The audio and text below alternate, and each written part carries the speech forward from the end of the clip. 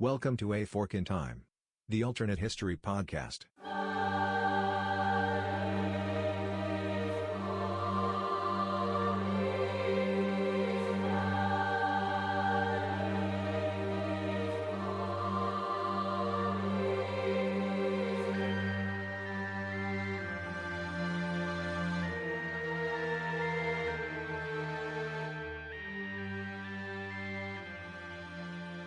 Welcome back to A Fork in Time, the alternate history podcast. I'm Don Shelley.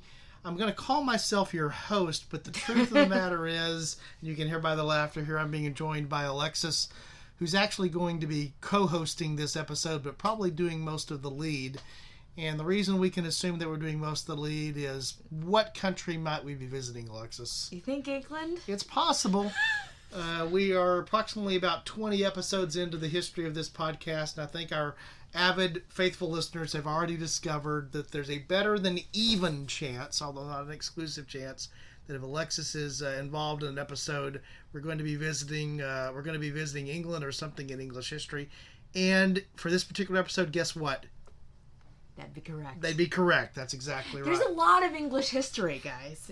There's a lot of history. There's a lot of history, and a lot of it is English, particularly for those of us even that are Americans who derive from that being part of our heritage in terms of our history as well. So the episode that we're going to explore, though, today is, I guess, probably not a widely known element of English history, but I think in doing the research here and understanding and the conversations that we've had off podcast, I hate to say off air because it's not like we're being broadcast anywhere, but off podcast, is that it's probably not one of the more widely known elements of English history, but sets up a lot of English history for the several hundred years that follows. Correct. It's one of those things that I think a lot of people know what comes as a result of this incident, but don't necessarily know the incident itself. Okay, so without holding our listeners in suspense anymore, the incident that we're going to be focusing on is actually the sinking or the shipwreck of what is known as the White Ship. And this happens in... When does this happen, Lex? This happens on November 25th of 1120. So we're going pretty far back in the Wayback Machine today. Exactly. And we're going back to the period of time where this is an English monarchy. So this is, less than 100 years removed, though, from the Norman conquering of England. So there's still this relationship that's existing between what we think of as being France, yes, territories, modern France, and the territory that the island of that we will come to know as England, Britain, the various things that it's known throughout history. So this is that period of time shortly after the Norman conquest, and we have the situation here where the monarchy in England is going to eventually become up for grabs as a result of this event during a period that's known as what? The Anarchy. The Anarchy. So when I hear Anarchy, and I was telling Alexis, I've studied a little bit for this episode of the podcast, but I haven't studied a lot. So you might think of me as the listener that's here that's getting to participate in the conversation today. When we say the Anarchy, what are we talking about, Alexis? When we say anarchy in this case, we are talking about essentially the succession crisis that comes about as a result of this event. To kind of set the stage a little bit, the main players in this event are Henry I, which you mentioned that we're not that far removed from the Battle of Hastings, William the Conqueror. We're actually talking about William the Conqueror's grandson. Okay. In this instance. If anybody's familiar with horrible histories, look them up on YouTube. They do a song where they actually go through the kings and queens of England. So I actually have William, Henry, Stephen, Henry, Richard, John going through my head right now. Side note, historical side note, but we're not that far removed from the Battle of Hastings and William the Conqueror coming over. We're talking about Henry I of England, and this particular instance, his one legitimate son, William, probably named after his grandfather and father, actually he ultimately perishes. He dies in this incident. And we'll come to why that actually leads to the anarchy as we go through this. But that kind of sets the stage for this. We have Henry I is on the throne. He's got a son named William. That William, unfortunately, loses his life in this incident. Okay, so the result of the incident, which is the sinking or the shipwreck or the loss of the White Ship, is eventually going to lead to this period of the Anarchy, which is a secession dispute over the English crown, the new English crown as a result of the Norman conquest. I guess that's an important thing to sort of understand, and we probably will end up doing a podcast episode someday on what would have happened if there had been no Battle of Hastings and no Norman conquest, because much of what we understand and know about the history of England and the history of Europe, actually, from that point forward, is obviously influenced by that event. Yes, I did a whole paper on that in college. Well, there you go. So, again, part of the reason that when we often talk English history, obviously Alexis is the one who leads those episodes here. So, one of the things that I'm just curious about, I don't even know the answer to this question, but I'm going to ask it, because if I were a listener listening right now, I'd be wondering, why is it called the White Ship? Is it really white? So, it's called the White Ship probably because it looked white. It might have been whitewashed or something like that. So, yeah, it's kind of a nickname. It actually probably wasn't named the White Ship. But yeah, it's a nickname because of its appearance. Okay. And from what I understand from doing some of the reading here in the preparation, this was a newly built, if you will, sort of state-of-the-art. Yeah, this was like the cream of the crop. The ship was not supposed to go down. Okay. And so the reason it was, again, a sort of a new ship, a well-designed,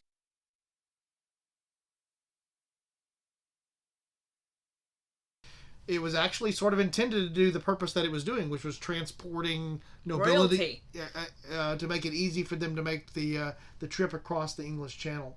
So who is on the ship, and why is the person that's on the ship important? So several people are on the ship, but probably the most important on the ship, we've touched on him, is the son of Henry I, William. You might see him referred to as William Adelin. That is a normicized version of an Anglo-Saxon word, Atheling, which basically means son of the king.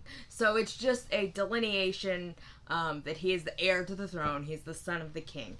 So he's the bigwig on the ship, for lack of a better word. And one of the important things to remember about Henry I is he's a lot of kids, very few of which are legitimate. He's got a lot of illegitimate kids by a bunch of mistresses. So the reason William is so important is because he's the one legitimate son that Henry's got. So he kind of, for lack of a better word, has all his eggs in one basket when it comes to William. Or in this case, all of his eggs in one white ship. Yes. That's crossing from Barfleur, which is in France. Back to England, correct? Yes. Okay. So, new ship. The ship is sailing back to England with the heir, the designated heir, the recognized heir. And while there are others who, I guess, have claims to the throne, nobody quite has a claim like William. Is that a fair thing to say? Correct. He definitely has the top claim to the throne. Okay. So, again, as we often do here on A Fork in Time, we're going to take the fork of if the ship had not sunk. But before we can go down the what if, we need to go down what I sometimes am starting to refer to in my head as the what did of history. So, the ship sinks, and as a result of that, the heir, William, is lost. Yes. So, in the real timeline, what follows from that short term and then later long term? So, in the real timeline, Henry I also does have a legitimate daughter. Her name is Matilda, and Matilda is married off to a couple people. First, she's married to Henry V, the Holy Roman Emperor. Then she's married to Geoffrey Plantagenet. You might recognize that name. It will become important. So she's married off, and basically what Henry does is says, I need the nobles to recognize my daughter as my legitimate heir. And the nobles actually all agreed to do that while Henry is alive. They say, yes, we will back Matilda. Of course, she's married. The assumption is she will have heirs, and so it's like we have no problem backing her. Then Henry dies, and that kind of goes out the window. So it opens the door for a cousin of Matilda. His name is Stephen. He comes from another child of William I. So they were able to make the cousin switch. He was able to say, "You don't want a woman on the throne, do you? You want a man. You want somebody strong." He's able to swoop in, and of course, Matilda's not in position in England at the time to take the throne. She's with her husband, so Stephen is very quickly able to swoop in, usurp the throne, And that is ultimately what leads to what becomes the Anarchy. It's that fight between Matilda and Stephen, because Matilda's like, I'm the legitimate heir. I'm the one that should have the crown. And Stephen's like, well, you're a woman. No. So the unusual thing there is that there's obviously the idea of primogeniture, the oldest child, the oldest son is the heir. It was not traditionally the case in the English monarchy. It does happen later, but at this point, it's not traditional for a woman to assume the throne. At this point, if we're not counting Boudica, which it's questionable about if she was actually even a real person, it's possible that no queen has ever existed in English history at this point. So it's not even a foreign concept. It's a completely alien concept to the people of England. Okay, and so under that circumstance, even though the nobles had agreed, they were breaking to some degree with tradition.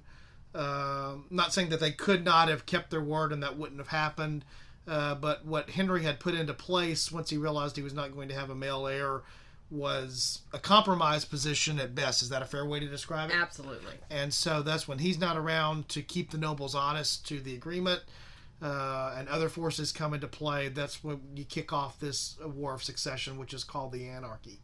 So when is this actually resolved, if ever, in the real timeline? In the real timeline, this is actually not ultimately what I would consider resolved until 1154. Okay. We got quite a few years to go. And the only reason it is resolved is because Stephen, who's the king, for all intents and purposes, lack of a better word, he ultimately agrees, I'm not going to have my heir. He does have a son. I'm not going to have my heir declared the next king of England. I'm going to recognize Matilda's son, who will actually become Henry II. Okay. Now, Henry II, without chasing the real history too far, because that deviates from what we do here on a Fork in Time, but Henry II is well known as a monarch of England. There's later going to be an important marriage that Henry engages in to Eleanor of Aquitaine. If you've never seen the classic movie or the stage play The Lion in Winter, I would recommend you do so. Yeah, you're missing out. It covers some of these events, but we're not going to go down that path. So eventually there is a settlement to this period of time known as the Anarchy, and it sort of ends up with, I guess you could argue, is it a fair thing to say, it ends up with who would have been Matilda's heir, probably eventually taking the throne, but it's delayed, it's in question, and so certainly it's not a smooth transition. Correct, yeah. Ultimately, Henry II probably would have become king if his mother had been queen. That would have been the natural succession. And that was actually what Henry I was getting at. Matilda was married. It was the assumption she was going to have kids, and those kids were going to be boys. So that's really what the plan was all along. We just have this usurping of Stephen, and it takes a while to get back to what the path of history was planned to be all along. Okay. Does this, and I'm just asking this question again, somewhat out of ignorance. Again, think of this being a little different than our normal episode here. I'm the listener who doesn't know any better, asking questions. Does this sow the seeds for anything of what we know later as being the War of the Roses or any of the other contention over the English crown? In other words, is this a temporary settlement that sort of erupts again, or is it actually really, really settled when Henry II assumes the throne? I think it's sort of settled in that it kind of brings things back to where it should, but obviously we have the marriage of Eleanor of Aquitaine to Henry II, and that opens up a whole other window that ultimately probably does lead to the War of the Roses, because we're going back over to France. We're allying with France again with that marriage. Another podcast I listen to, Rex Factor, I'm going to plug it a little bit. They like to refer to the holdings of that are obtained by Eleanor of Aquitaine as the left of France. That's what ultimately is the holdings of England. It's like we have England and the left of France. So yeah, I think ultimately, while it's settled, it does kind of sow those seeds because we have this alliance with France and this kind of opening of cousins and things that never really go away in monarchy. So yeah. Okay. So that's talking about the real timeline. So just to summarize it very quickly, because we spent a lot of time covering this, but important to lay the foundation. Henry I is king, loses his only recognized legitimate male heir in the sinking of the White Ship. That leads to the deal that had been struck after that, before he dies, that his daughter will assume the throne, being not carried through by nobles and monarchy. There's, as far as who's going to be the monarchy, there's a contested period over the throne called the Anarchy. Ultimately, it gets resolved as a result of, I guess, what they would refer to as the usurper, the cousin Stephen, agreeing to allow his grandson to assume the throne, but that's after approximately a 30-year period of time where there's a contest that goes on over the throne, and obviously the disruptions that go with that. Correct. For a self-proclaimed student of English history, did I do a pretty good job of summarizing the period? You did a pretty good job of summarizing, of giving the 30,000-foot view. Okay, and again, we're up for the high view there. So again, this is an alternate history podcast. That's what happened. We're going to talk about what could have happened. Yes. So obviously the first thing is you actually have William as a surviving legitimate male heir. So what difference does that make? Well, he was married. He had a French wife, I believe. So ultimately, if he survives, has children with his wife, we have no reason for Matilda to ever be in line for the throne, because as we have the son having children, she gets pushed down. So ultimately, we never have Matilda, who, even if she had a son named Henry, does he become Henry II? Probably not. So that opens up this huge chasm of, we don't have Henry II coming to the throne. Maybe he doesn't marry Eleanor of Aquitaine. Maybe we don't have the possessions in France coming into play. Maybe we don't have a Richard I, a John. That could go way far down the line, just by the fact that William Adelin, that's what I'm going to call him to delineate, because we got a lot of Williams being thrown around. If William Adelin becomes king, we have no reason for Matilda to ever be queen, or to even have her children be anywhere near the line of succession. Okay, and we've had other episodes where we've talked about some of the things that relate to other Henrys in English history. I know we end up with 8 of them. That part I'm very sure of. It happens to be the time of year here in the Houston area where we're moving towards the fall, and we actually have a Renaissance festival that occurs not far outside the city. And so there are billboards all over the place now where I see the likenesses of Henry VIII. Oh yeah, if you're going to the Texas Renaissance Festival, the king, it's Henry VIII. It's Henry VIII, yeah. And so we ultimately have a Henry VIII. Prior to Henry VIII, obviously, way back in the day, we had a Henry I and ultimately Henry II. What would be different if William lives to be Henry I's heir is the person who would have become, or did become, Henry II would not have been a logical person in line to the throne. Correct. He would have been in line to the throne, but so far down that he would have ended up being a duke. He probably would have been, in Parliament, well, what becomes Parliament, in the Privy Council, but not anywhere near the throne. Okay, so one of the departures here in our fork in time is, if William survives to be the rightful heir, then there's no contest, obviously, over the throne, and ultimately, the way that gets resolved doesn't get resolved that way. So the fact that there's a resolution in the Anarchy period that ends up with Henry II becoming the king is important in the real timeline, but it's a total would not have happened likely scenario in an alternate timeline, because it was only as a result of the settlement in the real timeline that even comes into being. Correct. So the character that we know, and he was a character in history, the character that we know as Henry II is not part of the equation moving forward and the things that happen from there. So that's one of the differences. The obvious difference is William would have been king. William dies, so he's not king. But the reason that's important is it changes who the future king, the future line would be. Right. Okay. What else is a potential departure in an alternate timeline if there's no sinking of the white ship? Another potential departure is, I mentioned that Henry I does have a lot of illegitimate children that are still noble. They're illegitimate, but they still have status. So possibly, if we have William Adelin succeeding to the throne, is it possible that we have these half-siblings being married off to other noble houses of Europe and kind of furthering the line and furthering the family tree that way, if he's in a position of power to kind of help his siblings kind of gain more positions of power? That's another interesting kind of thing to think about. If William Adelin is in power, how can he help his extended family instead of this situation where we have kind of the most famous is Robert of Gloucester is the half brother of Matilda, and he actually fights on her behalf.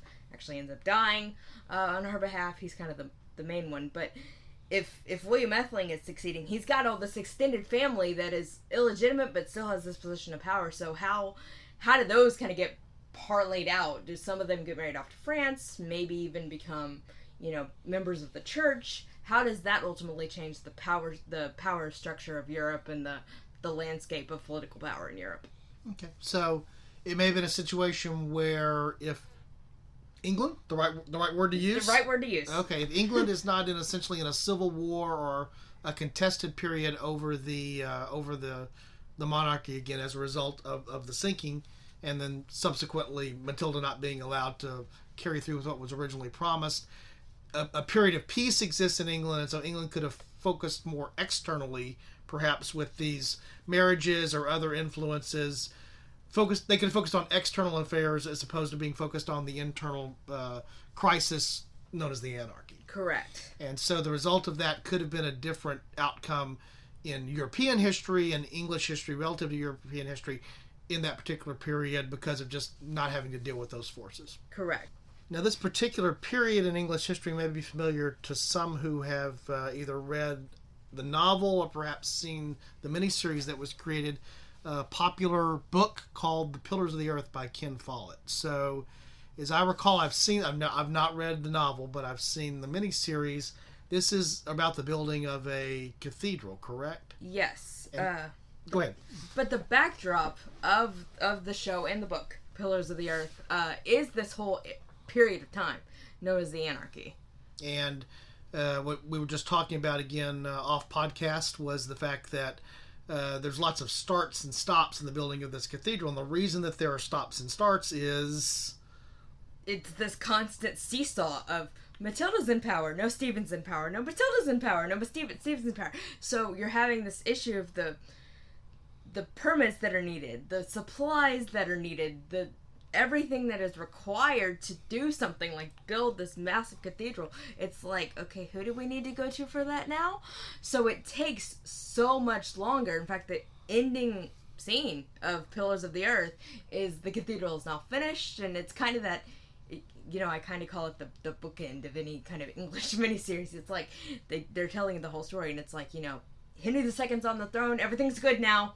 Cathedral's done. We got through it. Right, and so that's a I don't want to use the word popular culture, but that's a literary reference to a period of time that there was real disruption going on in the country. Obviously, this is an example of that contained in a book, and then in something that was produced into a miniseries. But there were other things that were obviously being disrupted, as we've talked about before, as a result of the Anarchy. Yeah, we talk about a lot in terms of like court life and things that were going on in court life, but one of the other things that gets touched on in Pillars of the Earth is just the fact that people are trying to have fairs to sell their goods, and it's like, well, that fair was legal last year, now suddenly not, because our permit, for lack of a better word, has been revoked because the permit was given by Matilda. Well, now it's Stephen. So it was actually affecting everybody, even the common man who was just trying to sell some wool. It wasn't just on the court level, the high level. Okay. And as we've talked about before, one of the other outflows of the real timeline is eventually Henry II becomes king. And eventually he's going to be married to a very influential, powerful woman. Yes. Eleanor of Aquitaine. And that produces... there was already the connection, we talked about this before, because it's the Normans that come and take England. That's the 1066 date that we're referencing there. But the events of Henry II and the subsequent events tie England and France even closer together. Yeah. So...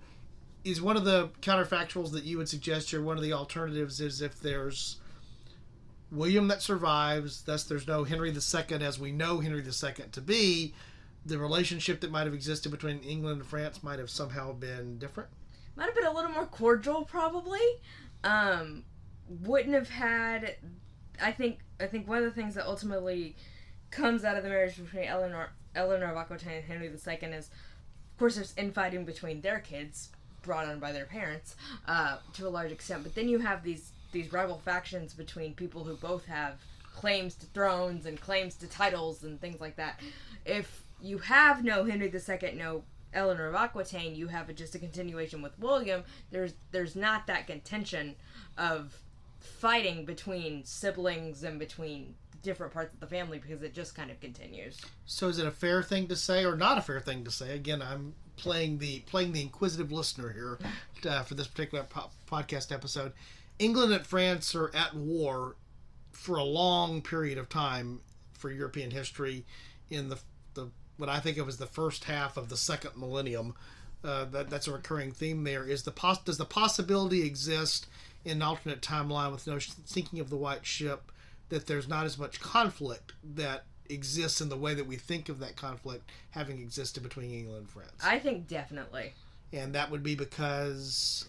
It would be because, going back to the fact we're not that far removed from 1066, and we have the Duke of Normandy coming over and taking the throne of England, if he's got a successful dynasty with his son's son, which is where we would be with William Adelin, if we have that continuation going forward, there's not that rival and ultimate, we're jumping to cousins and we're jumping to things like that. If it just keeps going son to son to son to son to son.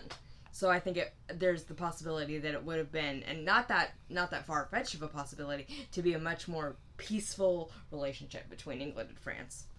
So one of the other relationships that's always intriguing to me in English history is the relationship between England and Scotland. Yes. So in the real timeline where Henry I is king, what is the relationship between England and Scotland before the White Ship incident?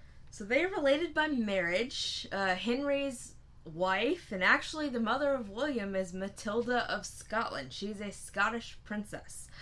She's actually married to Henry, first of all, for the obvious reasons, to unite the thrones of England and Scotland, to make them in close relationship with each other.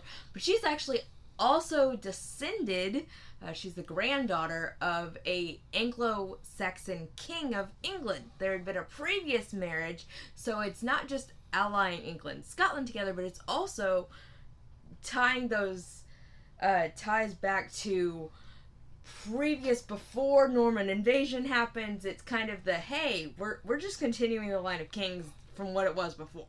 So if William, who's lost on the White Ship, lives, he inherits his father's title as King of England. He's entitled to the rulership or domination of Scotland through the marriage of his mother and English dominance. And this ties back to the pre-Norman invasion sort of legitimacy of an English monarch that's carried through his mother. So all of those things are sort of wrapped up in him as the legitimate heir, where there's not really a question about any of these things if it's him. Right. When I said Henry I had all his eggs in one basket with William, I really meant it. There was a lot of things riding on William. So without a William, again in the counterfactual, in the real timeline things go a little haywire. But in the theoretical counterfactual timeline that we're talking about here, the fork in time would be William is king, and so all of those eggs, as you describe them in that one basket, stay in that one basket. And theoretically, how is that different than the period that we see that we call the Anarchy? Theoretically, what happens in the Anarchy is Scotland takes advantage of the chaos that is going on in England. There had been, obviously, and it happens multiple times throughout history, border raids, taking of territory, things like that. So Scotland, the nobles of Scotland, the kings of Scotland kind of say, hey, y'all can't figure out what y'all are doing. That land that used to be ours, we want it back. And y'all aren't really in a position to not fight us on it. So there's retaking of territory, there's the shifting of power back to the hands of Scotland in some instances, because there's this chaos going on in England. Scotland definitely takes advantage of that. And not to pick on my daughter and the fact that she is a Texan, as am I. She actually, that's right, she said that those Scottish lords use the term y'all to describe what y'all is a proper noun in Texas, guys. That's correct. So if you're one of our international listeners, we're just letting you know the flavor that's there. So again, in the alternate timeline, there isn't the same level of anarchy that exists. It's called the Anarchy, but there's also not the same level of contention that exists between Scotland. We already talked about how the relationship with France could have been different. And so eventually Henry II in the real timeline gets Scotland back in line, in order, but he has to go and do that. Right. And so in theory, in the counterfactual timeline, William, it never goes away. It's all contained within William. So again, this idea that there wouldn't have been the need to focus energy, attention, effort, resources in putting things back together doesn't have to happen. And right. So you actually have a much stronger England that comes out of the backside maybe now around 1150, 1160 without the anarchy. It's a very different, unified, stronger, more powerful England that's ready to potentially assert itself even in European politics, not through marriage and through conflict, but through being in a position of strength. Correct, yeah. To kind of go with that egg metaphor, to keep going with that, the egg has been fractured into multiple pieces. If you have William succeeding to the throne, surviving the White Ship disaster, there's no need to... Henry II has to put those pieces back together, and he does put those pieces back together. But if we have no need for Henry II, England is in a much stronger position going forward. So you might have 1150, 1160, them really dominating and them really asserting their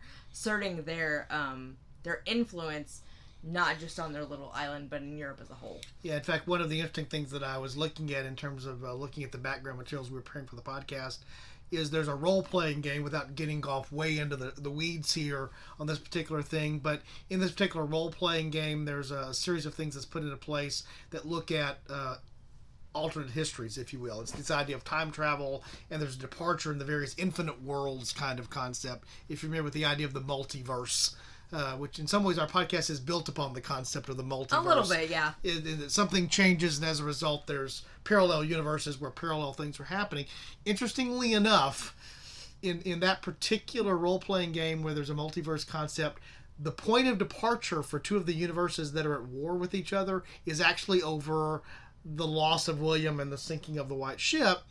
And the reason that I mentioned that is that in their speculative timeline, so I'll just use now a science fiction role-playing timeline, is that actually England under William conquers parts of France and then goes on to form a massive, almost world empire that's an English-French empire. So we're not the only ones who have thought this is an area of influence.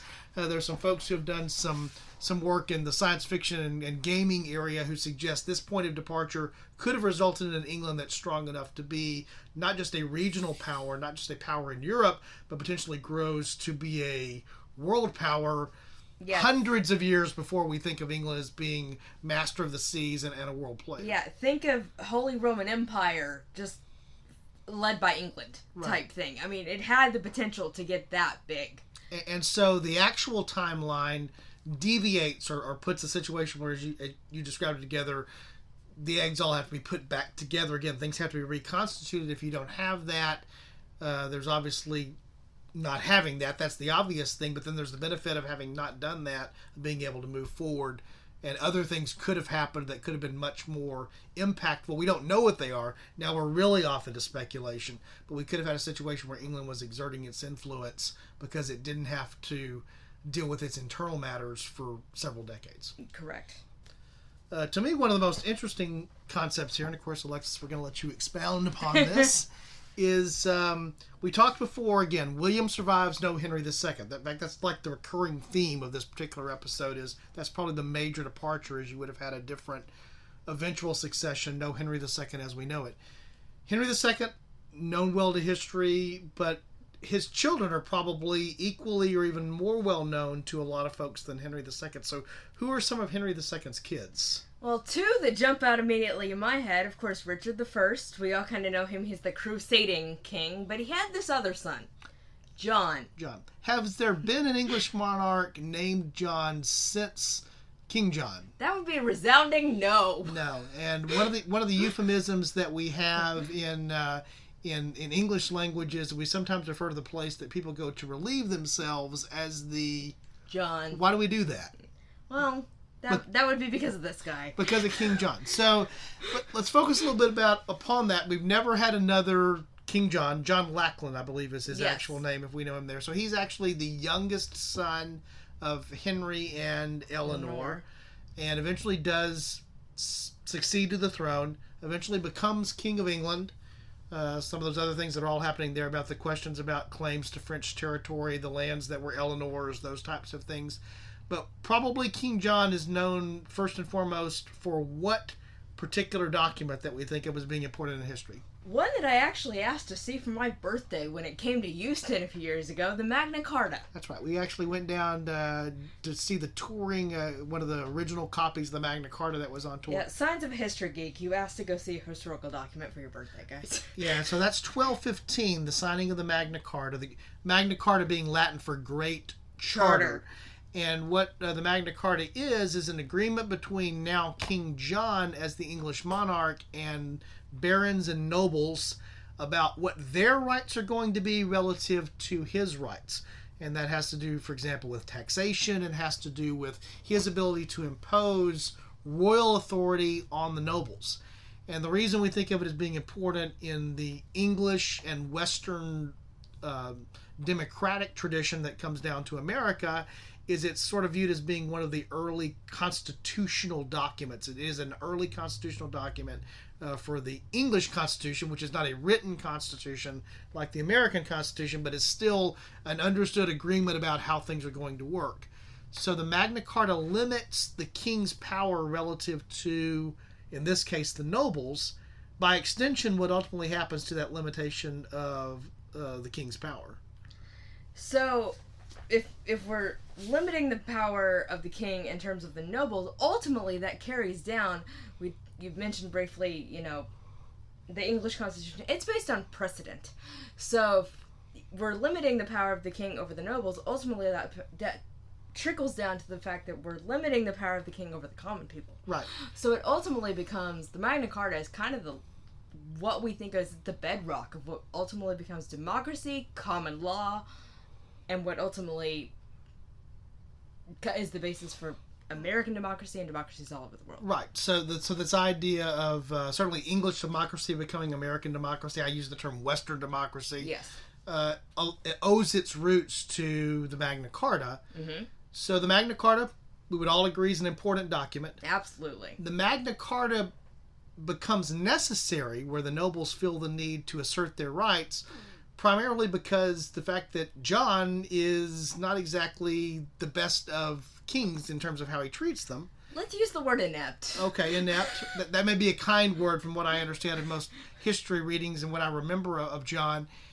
Again, where this ties back to the counterfactual, what we're talking about here in today's episode of the podcast is there is no King John if there is no King Henry II.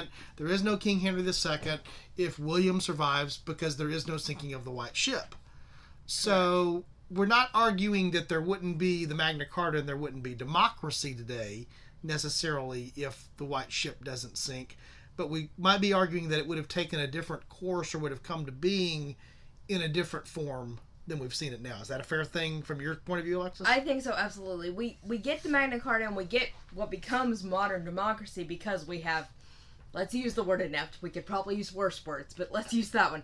Because we have an inept king on the throne. We're not saying that we wouldn't ultimately get the ideas of democracy, but it might have come about in a more organic way, not this stopgap, we gotta fix this, we gotta put a stop to this, which ultimately happened with the Magna Carta. Maybe it was more of this working together with the king and the barons instead of the barons going, nah, stop this. Right. In fact, the way that what I remember my degree happens to be in political science.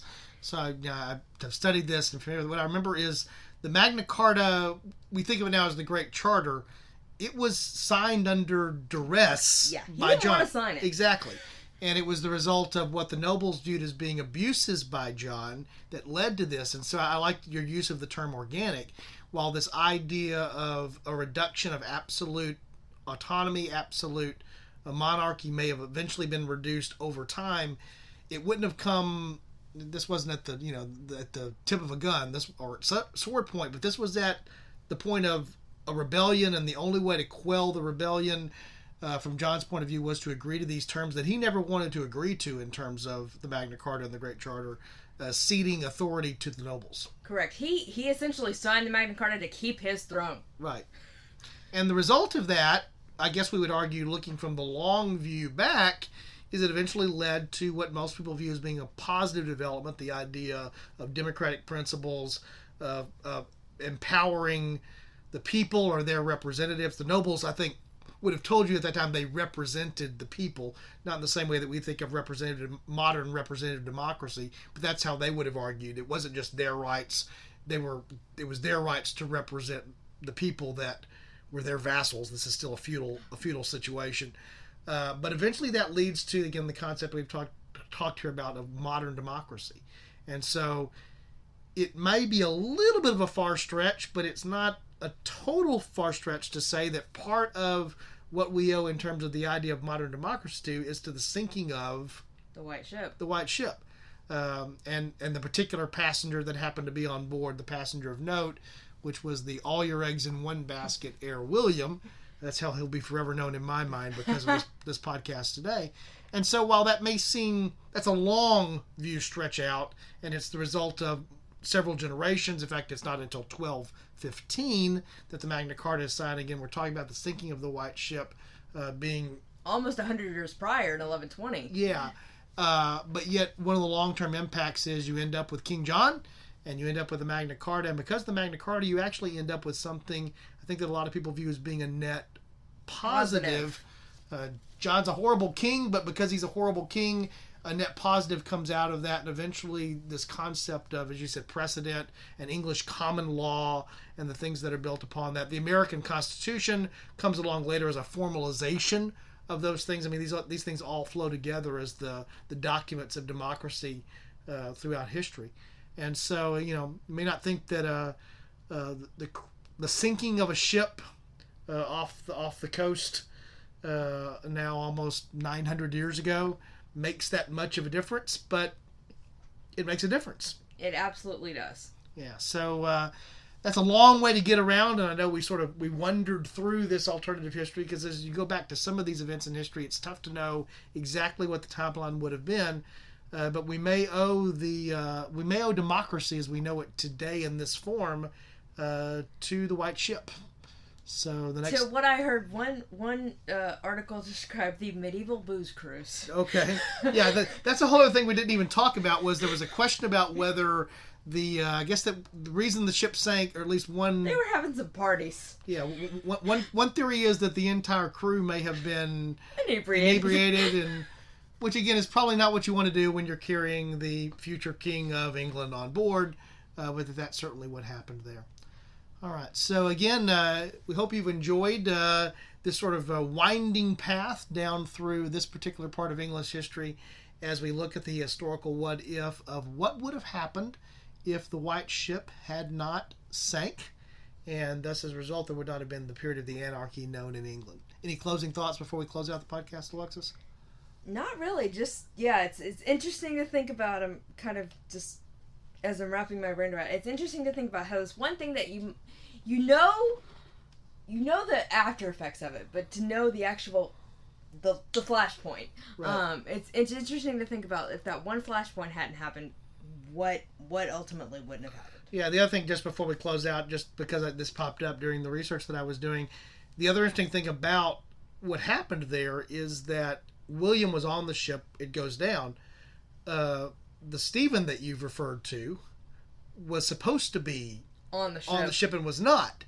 And so again, the historical fork could have been what would have happened if both of them had actually been on board, because then in theory you could have also had the same outcome that we've talked about, just from a different perspective of there would have been no one to challenge the Matilda claim, and thus the logical flow that Henry I would have intended could have happened. So this is also, again, we didn't go down that path. This is one of those interesting historical what-ifs.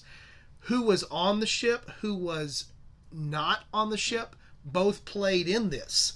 Because you could have also had another version of the same alternate history, just with the ship still goes down. It's just that Stephen happens to be... Yeah, who goes down with it? Goes down with the ship, and so as a result of that, yes, you lose that interesting sort of all-in-one era that you've talked about here in William, but you also lose the one who created so much of the anarchy and the disruption, because there would have been no one to really take up the cause of challenging what Henry had brokered as Matilda's claim to the throne. So, the other interesting part of the White Ship is who went down on the White Ship and who didn't go down on the White Ship. And of course that leads to all kinds of speculation in novelizations and other tellings of history. Maybe he intentionally didn't get on the White Ship, and this may in fact be a form of mass murder. But that's for another time and for a history podcast and not an alternate history podcast. So again, we hope you've enjoyed this little journey down probably a much lesser known part of English history. Certainly lesser known to me, and I consider myself to know a pretty good bit about history. But an important part, because ultimately, as we talked about, it may lead to the Magna Carta. So once again, we thank you for joining us here on A Fork in Time, the Alternate History Podcast. As we close, we'd like to remind you that there's a lot of interesting things you can do for us if you visit our website. The website is aforkintimepodcast.com. The A in front of the fork is important. Podcast at the end before the .com is important to get you to the right place. At the website, you'll find... all of our episodes, linked to all of the episodes, as well as some information about the episodes, and a number of different ways to give us feedback. There's a general feedback form there. There's a feedback that will allow you to suggest topics, which is something we would certainly encourage. We know some of the things that are of interest to us, but if you'd like to tour history other than that of England, perhaps, you can suggest some things that would fit into that ilk, and we would happily take them on. But one of the other things you can do there at the website, and I would really, really encourage you to take some time. This is almost, I don't want to say that I'm begging, but I'm pleading, is we have a listener survey that we've put there. And if you do it on any page of the web page, any page of the website, you'll find a link that says Complete Listener Survey. You can take the survey directly there or get linked over to the SurveyMonkey engine, which is what we're using. It's a short 10-question survey. Probably won't take you more than about 5 minutes. Not even. If that, to complete, unless there is room for you provide some free-form feedback, which we would certainly welcome there. But we really would encourage you, particularly if you're a regular listener to the podcast, go and complete that survey for us. We want to get the feedback. You'll see from the questions that are there, they're designed to help us sort of guide what the podcast will become. In its early days here, we've tried a number of different formats, different links, different ways of doing things. We'd like to know what you like and what you don't like. And the best way we know to get that information is to ask you. But when we ask you, we need you to give us an answer back. And so, again, I would just really, really encourage you, if you haven't done so, if you're a first-time listener, go and do it. If you've listened to every episode, go and do it. We want the feedback that's there, and one of the best ways to do that is through the structured listener survey.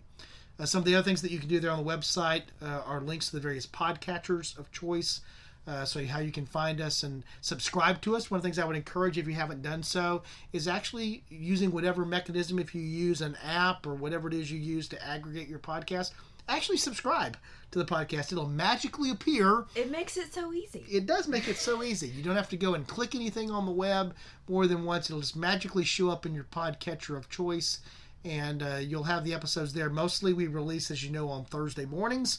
So once a week, boom, there's your A Fork in Time that you can either listen to or ignore. It's completely up to you.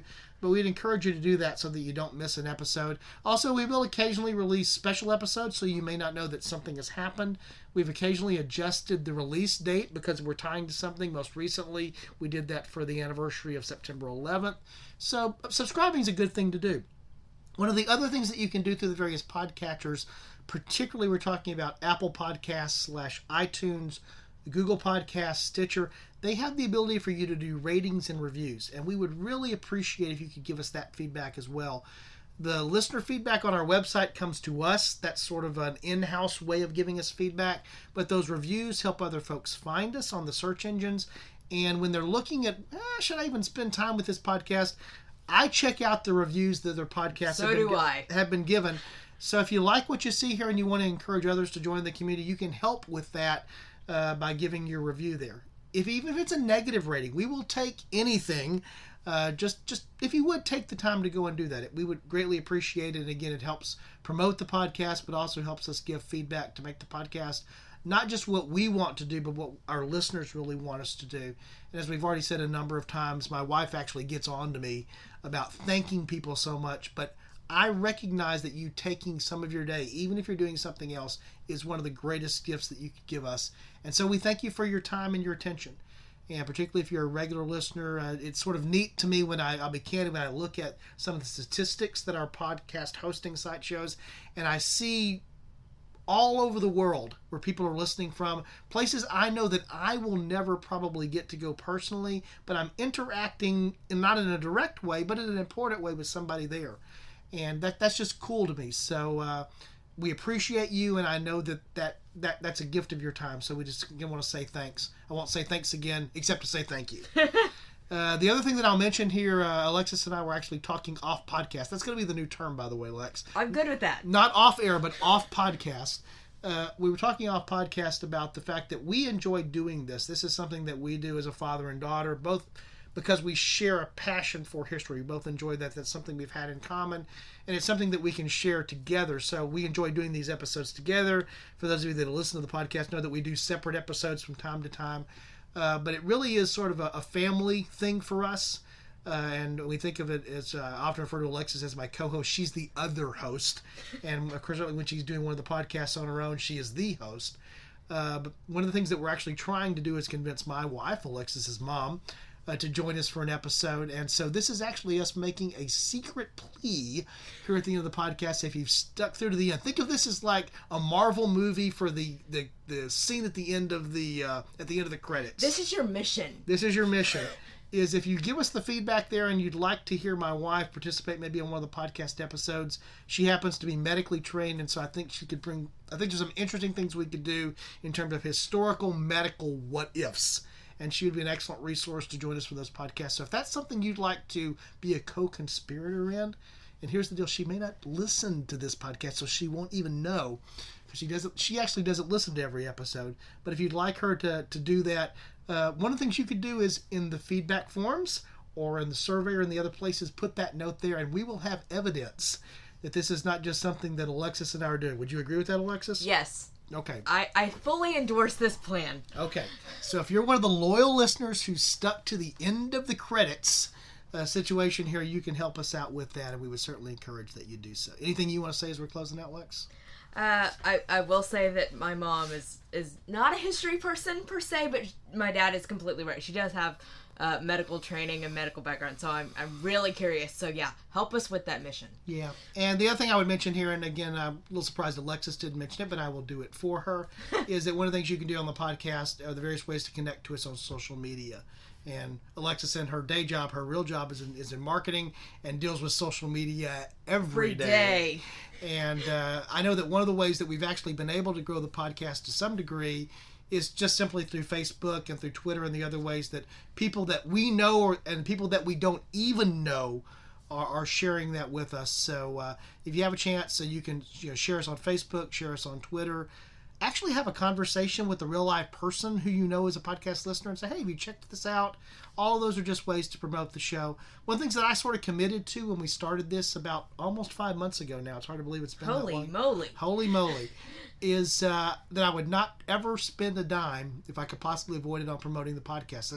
That's not what the podcast was to be about. I know there are a lot of YouTube channels and podcasts that are about making money, and that's fine. Those are great. I participate in some of those. I support some of those, particularly the ones that I enjoy. But as Alexis and I have said a number of times, I haven't mentioned the Patreon page. By law, I think I'm required to do that here. And one of the things that you can do at our website is get the link to our Patreon page. It's also in the show notes. And you can actually support the podcast financially. Help offset some of the costs by becoming a patron or supporter. We didn't get into this to make money. If we did, we made a very, very, very poor choice.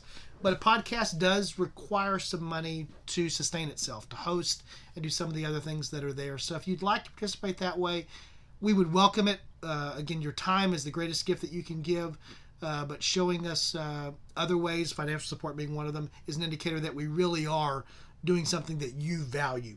It can be, and a small amount is a small amount, but what it represents is a big commitment, and we do appreciate that. So we would ask you to follow through on that as well.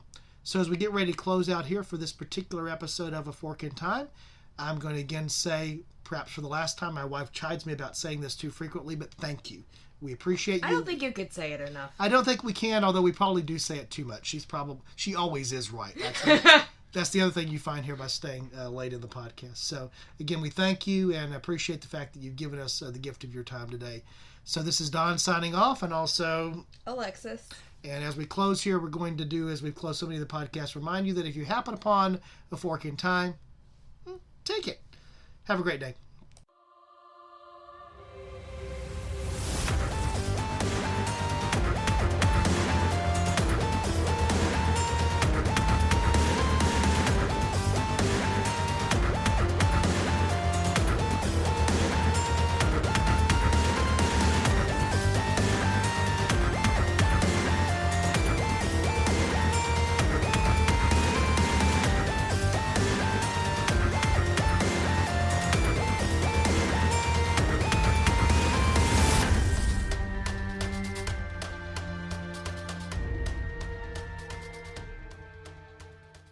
Thanks for listening to A Fork in Time, the alternate history podcast.